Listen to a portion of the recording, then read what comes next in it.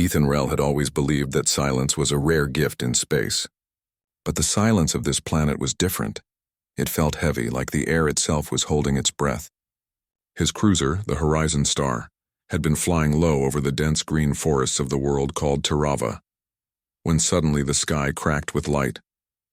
The navigation system failed, alarms screamed in his ears, and the entire ship began to shake as if the planet was pulling it down.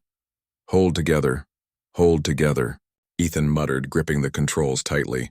Sparks shot across the dashboard and warning lights blinked red one after another. His engines coughed, then died completely. The next few seconds were chaos.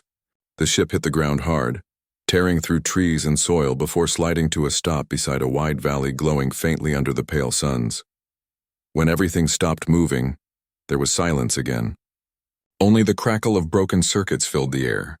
Ethan leaned back in his seat, breathing hard.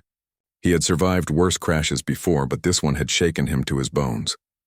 After checking his vitals and confirming his oxygen levels were stable, he grabbed his toolkit and stepped outside. The forest around him looked both beautiful and strange. Giant trees with silver leaves reached for the sky, their roots glowing faintly in the dark. Small orbs of light floated through the air like fireflies made of energy. Yet, for all its beauty, the place felt wild, untamed and full of secrets. He walked around the ship, examining the damage. The main thruster was cracked, the fuel line broken, and one of the stabilizers was completely gone. "That's at least 2 days of work," he sighed. "If I can find the right materials." As he worked, the wind carried faint sounds, something moving through the forest. At first it was distant, but slowly it grew louder. It wasn't mechanical. It was alive. Growls low and sharp echoed through the trees. Ethan froze. He looked toward the valley, his instincts alert.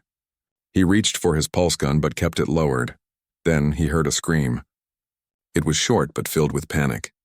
Definitely not an animal. It was a voice. A woman's voice. Without thinking, Ethan dropped his tools and started running toward the sound. He pushed through thick vines and glowing shrubs, his boots crushing soft moss beneath him. The ground sloped downward, leading him into the valley's heart. The noise grew clearer, heavy thuds snapping branches, and a high-pitched cry that sent a chill through his chest.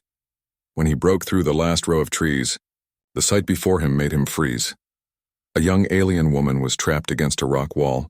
She had long silver hair that shimmered faintly in the dim light, and her skin glowed with a soft bluish tone. Her eyes, large, bright, and full of fear, watched a pack of savage boars circling her. There were 6 of them, each one as large as a small transport vehicle. Their tusks glinted and their hides looked like armored plates. Ethan didn't know who she was, but she was in trouble, and there was no time to think. He scanned the ground, spotted a broken branch nearby, and tossed a small flash charge to draw their attention. The device exploded with a loud crack, filling the air with bright smoke. The boars turned instantly toward him, snorting and stomping the ground in anger. "Yeah, come this way," Ethan shouted, waving his arms. He grabbed his pulse gun and fired at the ground near them, hoping the sound and light would scare them off, but instead the creatures charged. Ethan ducked behind a tree as one of the beasts rammed into it, shaking the trunk. The force almost knocked him off his feet. He fired again, this time hitting one of the creature's armored shoulders. It squealed and stumbled, but the others were already closing in. He knew he couldn't take all of them head-on. Quickly, he climbed a nearby rock, using his energy cutter to slash at vines and branches above. He had an idea. He jumped down, slicing a thick vine hanging over the area. The heavy roots fell, trapping 2 of the boars in place. The alien woman took the chance to move, limping toward a safer spot, but one of the remaining boars turned toward her again. Ethan's heart raced. He wouldn't make it in time if he ran. He raised his pulse gun and fired directly at its face. The blast hit hard, and the beast stumbled backward before collapsing. Breathing hard, Ethan ran to her side. "You're okay now," he said, though he wasn't sure if she understood him. The woman's voice was soft and musical, but he couldn't understand her language. She spoke a few words, clutching a wound on her arm. He pointed at himself. "Ethan," he said. Then he gestured to her. "You?" She blinked, then answered in a trembling voice. "Alira." Her name. That was enough for now.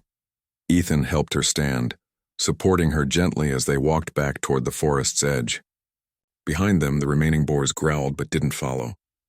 They seemed wary of the strange light coming from his damaged cruiser in the distance.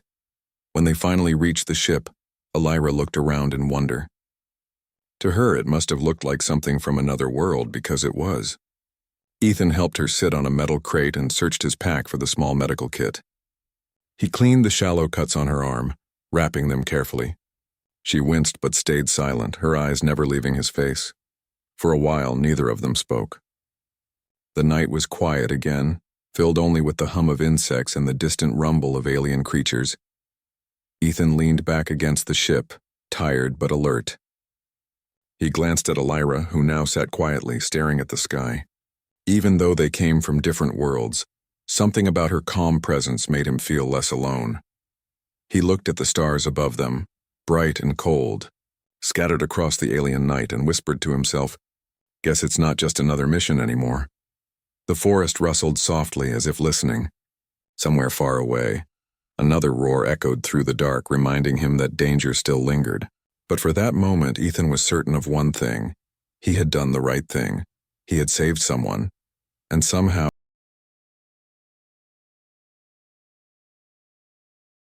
the forest was still trembling from the noise of the fight. Smoke rose from the spot where Ethan had used his flash charge, and the air smelled of burned moss and scorched bark. Elira sat beside him near the ship, holding her arm quietly. Her silver hair fell across her face, and the soft blue glow of her skin made her look almost like a spirit from another world. Ethan finished sealing the last bit of her wound with a small medical patch. "There," he said softly. "That should stop the bleeding." She didn't understand all his words, but she nodded with a small smile, her bright eyes showing gratitude. Ethan smiled back, feeling an unexpected warmth in his chest. He had saved people before in rescue missions, but this felt different. This wasn't a soldier or a colonist.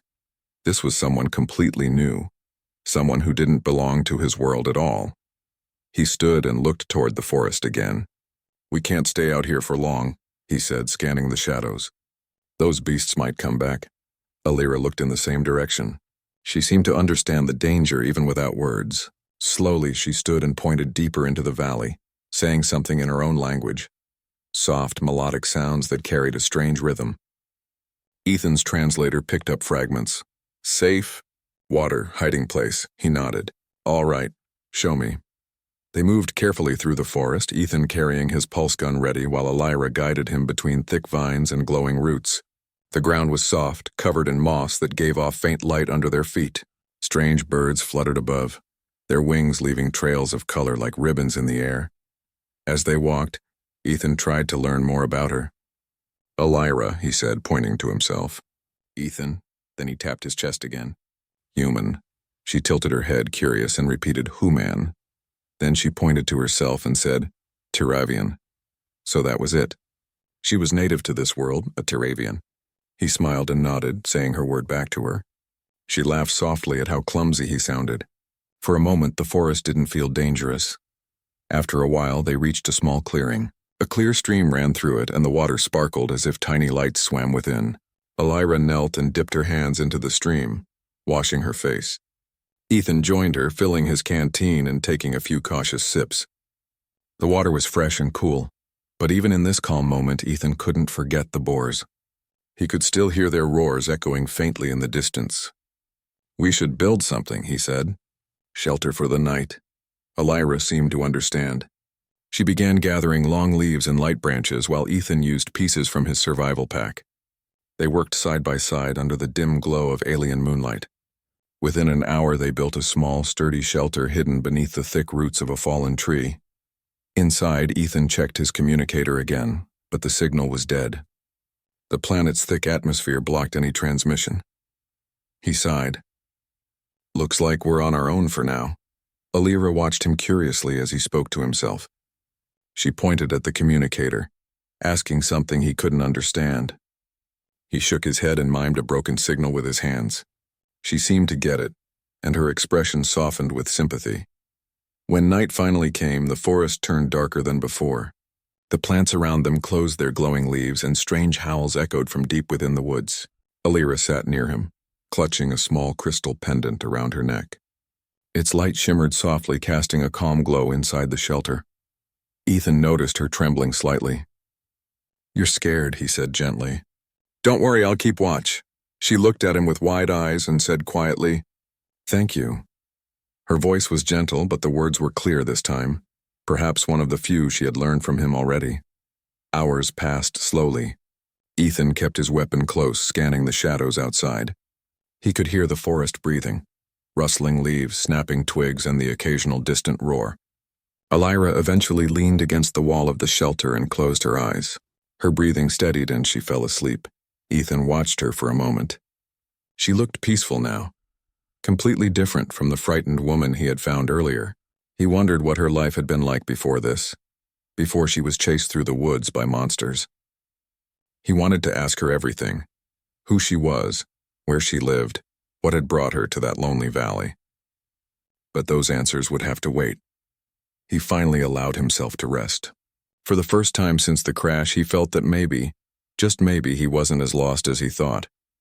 Morning arrived with a pale golden light spreading through the forest. Ethan woke to the sound of birds calling from high in the trees. Elira was already awake, standing outside and looking toward the hills. The sunlight touched her silver hair, making it glow like strands of glass. When she saw him, she smiled and gestured toward the rising sun. It was a simple moment, peaceful and full of life. Ethan joined her, stretching his arms. We survived the night, he said. Elira pointed toward the far hills and said something in her language. His translator processed slowly, then translated the words. Home. Destroyed. Others gone. Ethan's heart sank. You lost your people? He asked quietly. She nodded, eyes glistening. For a moment, they both stood in silence. He wanted to say something comforting, but words felt too small. So he simply placed his hand over his chest and nodded once, showing respect. She smiled faintly, understanding his gesture. They spent the morning gathering food, wild fruits and glowing roots that Elira showed him were safe to eat. She moved with grace, knowing which plants to touch and which to avoid. Ethan followed her lead, impressed by how much she knew about the land. But their peace didn't last long. Just as they were returning to the shelter, the ground began to tremble. Birds scattered from the trees and a deep rumbling sound rolled through the forest. Elira's face turned pale. Ethan gripped his weapon. They're back, he said under his breath. From the distance, through the misty trees, came the sound of heavy footsteps. The same savage boars, bigger and angrier than before.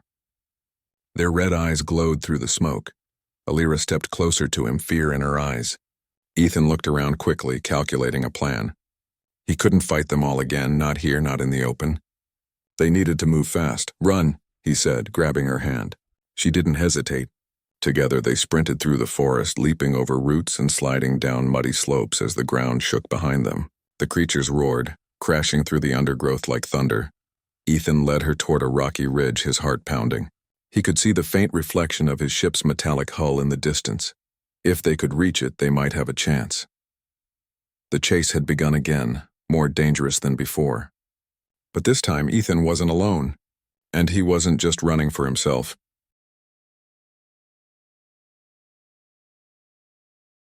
Ethan and Elira ran until their lungs burned and their legs ached. Behind them, the deep roars of the savage boars faded slowly, replaced by the sounds of rushing water and the soft hum of the alien forest. When they finally stopped, both of them were gasping for air. They had reached the edge of a small ridge that overlooked a wide stream shining under the soft morning light. Ethan bent down, resting his hands on his knees. I think we lost them, he said between breaths.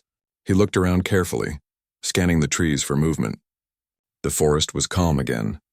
Only the whisper of wind moved through the glowing leaves. Elira leaned against a large root, clutching her side.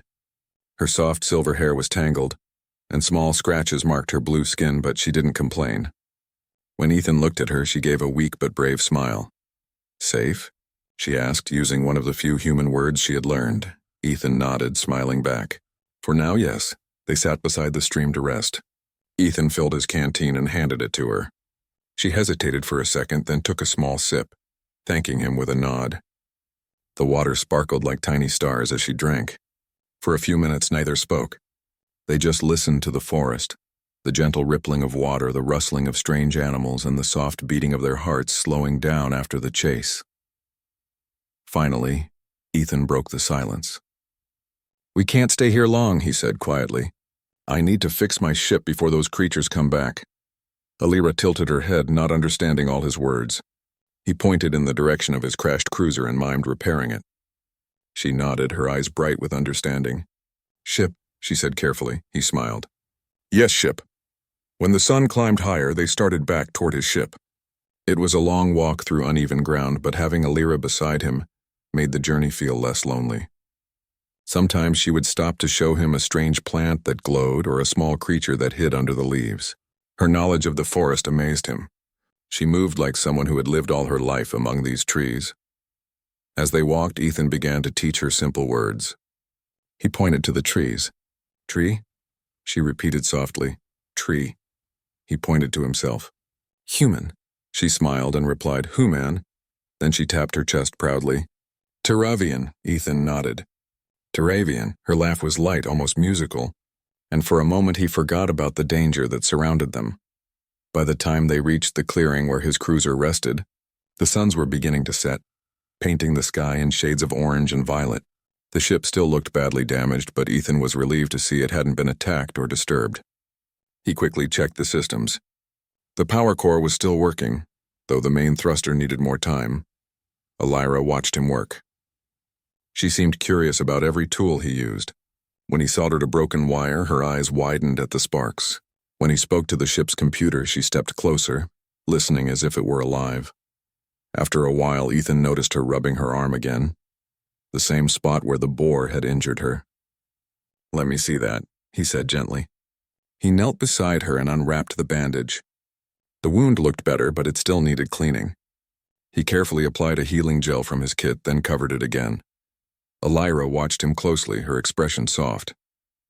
When he finished, she touched his hand lightly and said, "Thank you, Ethan." Her voice was quiet but full of emotion. He looked at her for a moment, surprised that she had spoken his name so clearly. "You're welcome, Alira," he said. They shared a quiet smile, and for the first time it didn't feel like they were strangers anymore. As night came again, Ethan built a small fire near the ship using dry branches. The flames flickered, throwing warm light across their faces. Alira sat beside him, staring at the stars. From this part of the planet, the sky looked like a sea of light. Thousands of stars stretching endlessly, glowing softly above the treetops. She pointed upward and said something in her language. The translator on Ethan's wrist gave a rough translation. "The stars are the eyes of the past." Ethan looked up too. "That's beautiful," he said softly. She smiled faintly. "My people believe the stars watch over us," she explained through the translator. "When one of us is lost, we find them again in the sky." Her words touched him. He thought about how many people he had lost during his missions, teammates, friends, and even his brother during a frontier war. He looked at the stars differently now, wondering if maybe those he had lost were still out there watching. He looked back at Alira. "You're not lost anymore," he said gently. "You're safe now." She met his eyes for a moment, and there was a quiet trust between them. She didn't answer, but her expression said everything. Hours passed, and the forest around them grew silent again. The fire crackled softly. Ethan leaned against the ship's side, his tools neatly arranged beside him. Alira sat a few feet away, her head resting on her knees. Her pendant glowed faintly, casting a soft blue light. "Why were those creatures chasing you?" Ethan asked quietly, not expecting an answer. Alira looked down, her eyes distant. Through the translator, she said slowly, "They came after the fire. My village burned. Many gone." She paused, taking a deep breath. "I ran. They followed." Ethan's chest tightened. "I'm sorry," he said sincerely. She nodded slowly. "You saved me. You are brave." He smiled faintly. "Maybe just lucky." For a long time they sat together in the quiet night, listening to the sound of the forest. The wind carried the faint scent of flowers and smoke from the campfire. Despite everything they had been through, there was peace in that small clearing, the kind that came when two lives, once separate, began to move in the same direction. As the stars shimmered above, Ethan adjusted the power coils on the ship, making sure they would be ready by morning. Alira watched him until her eyes grew heavy. Finally, she lay down near the fire, whispering something softly in her language before falling asleep. Ethan smiled as he heard the words translated faintly through his device. Thank you, traveler of the stars. He looked at her sleeping peacefully beside the fire, her face calm under the gentle light. For the first time since crashing on Terava, Ethan didn't feel lost. Somehow saving her had given his mission a new purpose, something that mattered more than exploration or survival. He looked up at the stars one last time before closing his eyes. "We'll make it out of here," he whispered. "Both of us." The forest sighed softly and the night settled around them like a protective blanket. And as the fire burned low, Ethan and Elira rested side by side, two souls from different worlds united by fate and danger.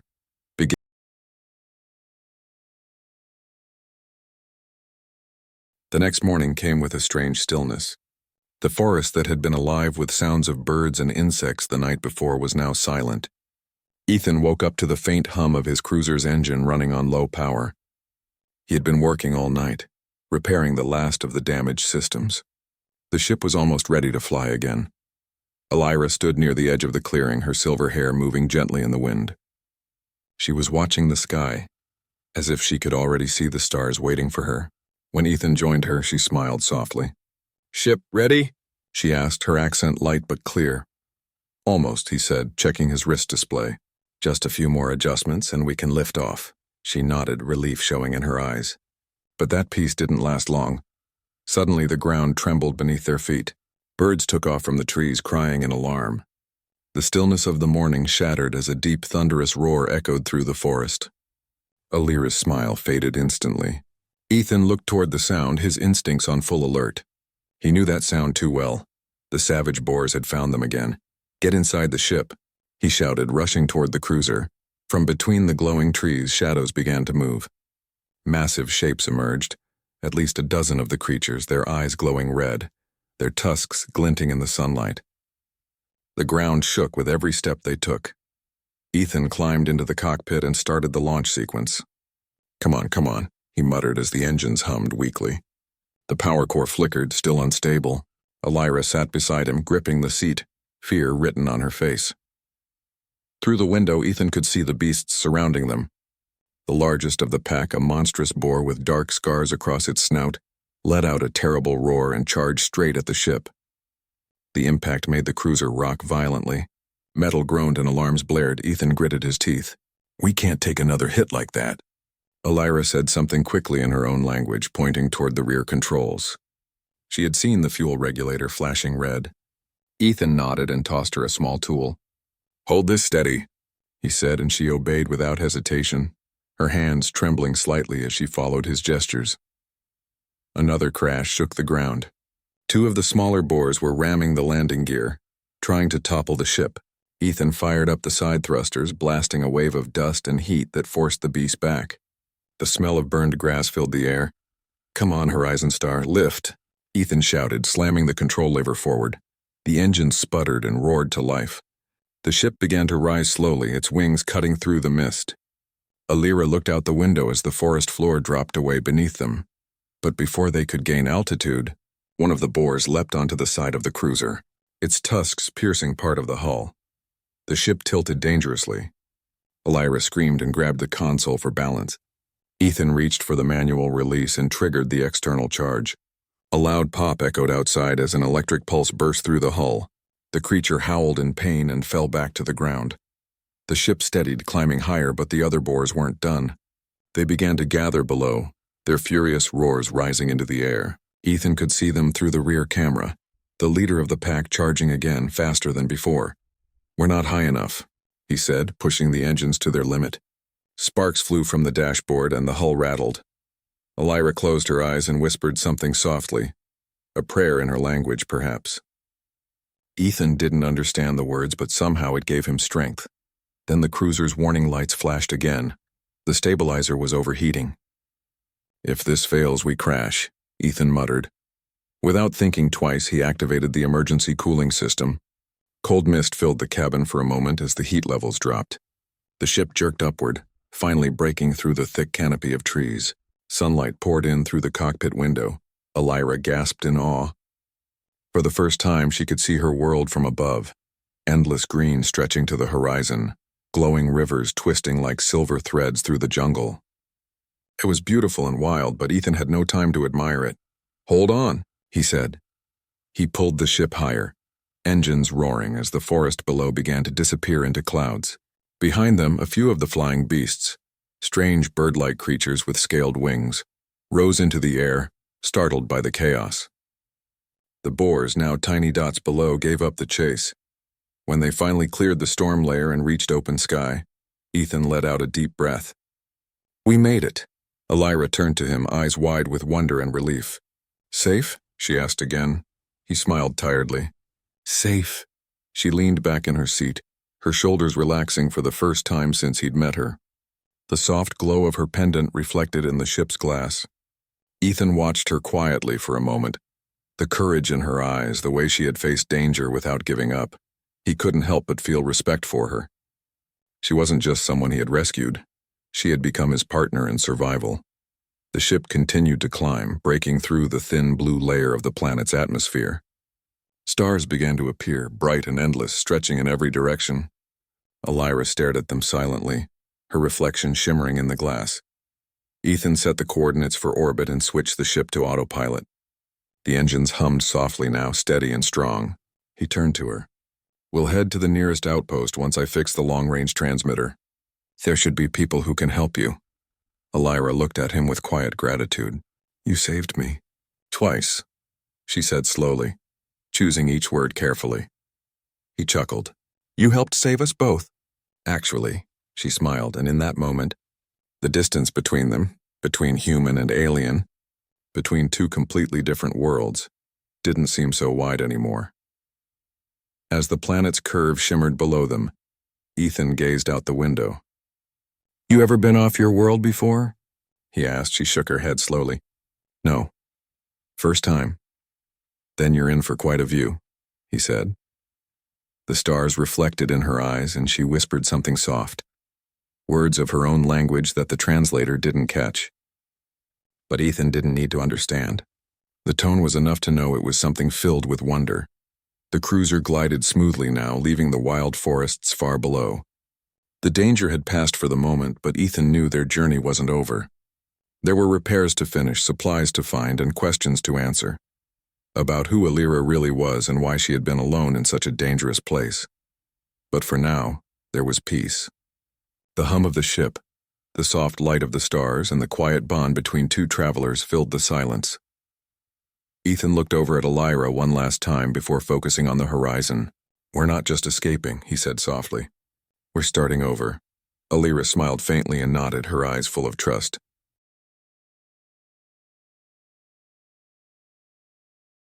The cruiser drifted quietly through the deep black sky, leaving behind the wild planet of Terava.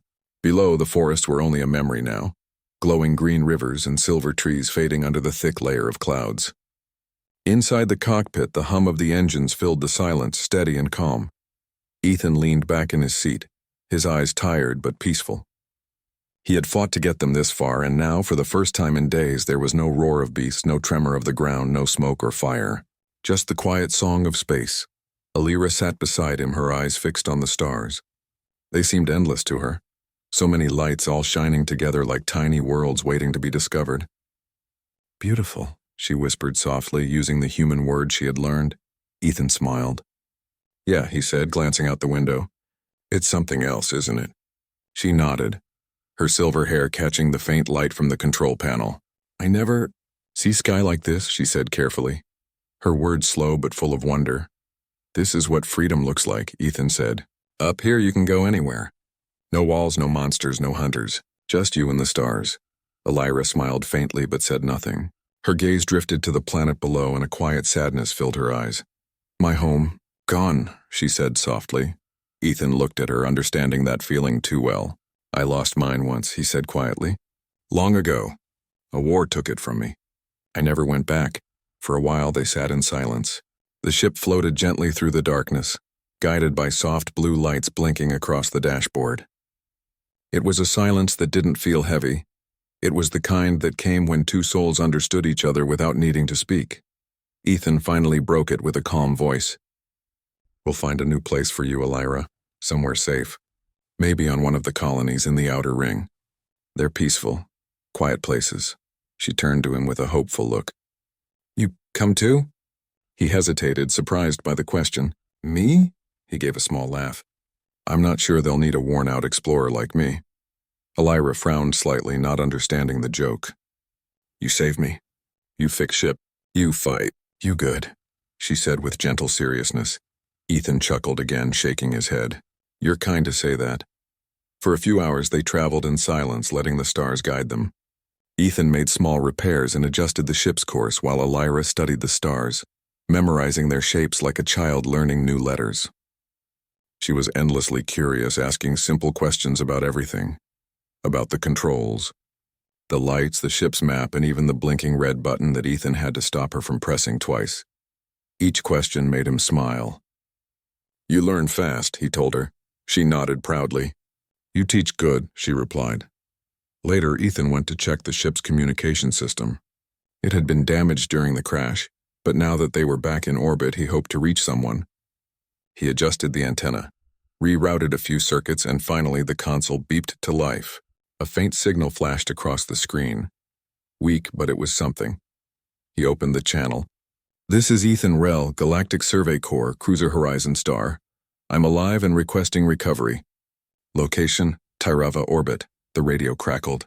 A few seconds later, a voice replied faintly through static. Copy that, Ethan Rell. We hear you. Sending coordinates. Stand by. Ethan smiled in relief. We're not alone anymore, he said quietly. Elira looked at him curiously. Help coming? Yes, he said, turning toward her. We'll be picked up soon. You'll be safe. But something about her expression changed. Her smile faded just a little. She looked down at her hands, then back at him. After help, you go? Ethan hesitated. He hadn't thought about that part yet. When rescue came, he'd likely be sent back to his command, and she would go wherever they could find her a new home. The thought left a strange emptiness in his chest. I don't know yet, he admitted honestly. Maybe. Elira didn't answer. She simply turned her eyes back to the stars. As the hours passed, the ship grew quiet again. The stars outside looked brighter now, and a small blue nebula shimmered in the distance, painting soft colors across the dark. Elira moved closer to the window, watching in awe. Ethan joined her. That's the Halion cloud, he said. It's made of frozen gases. When the light from a nearby star hits it, it glows like that. Like dream, Elira whispered. He smiled. Exactly like a dream. They stood there for a while, side by side, both staring at the endless beauty of the galaxy. And in that quiet moment, Ethan realized something. He had come to this planet alone, just another mission, another job, but he was leaving with something more. Not gold, not glory, but something far rarer, a connection that went beyond language and beyond worlds. Suddenly, the radio beeped again. The rescue ship had entered the system. Ethan checked the scanner and saw the bright blue dot moving toward them. They're close, he said. Elira looked at him. You happy? She asked softly. He smiled, though it was a bittersweet smile. Yeah, he said. Just not ready to say goodbye yet. She smiled too, though her eyes glistened faintly. Not goodbye, she said. Stars always meet again. Her words stayed with him. Minutes later, a bright light appeared through the window, the rescue vessel approaching fast. Ethan activated the beacon to guide them in.